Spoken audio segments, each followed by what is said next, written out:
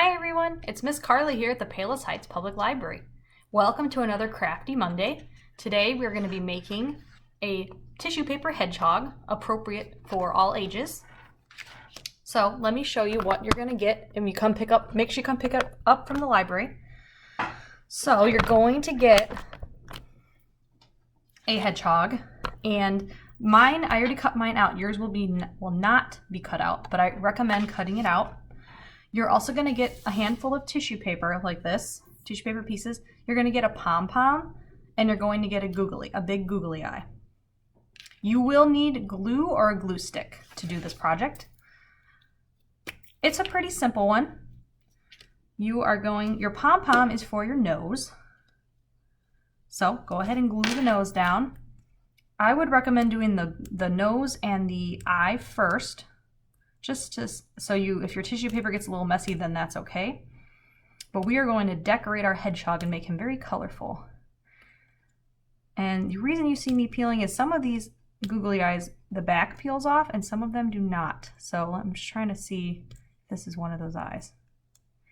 Some of them, if you can peel the back off, then yes, this one does. Okay, so it's sticky already, so you don't have to glue it. So I got my eye, I got my nose. Now my hedgehog is looking a little boring, isn't he? So I'm going to give him lots of color with my tissue paper. And there is no rules to this. You can cover his whole body, you can cover parts of his body.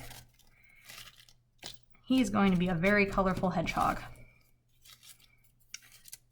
And like I said, you're going to get a random assortment of colors, so all different colors.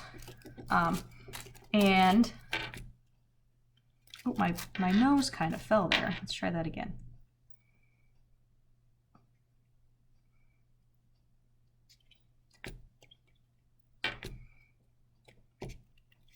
And it's very simple. You are going to apply glue, and you are going to hold down your tissue paper.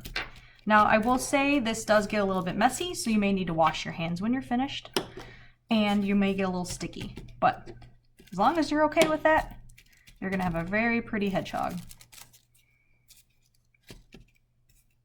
Sometimes I will say it does get a little bit harder if you try to glue tissue paper on top of tissue paper, you may have to spend a few more seconds holding it down.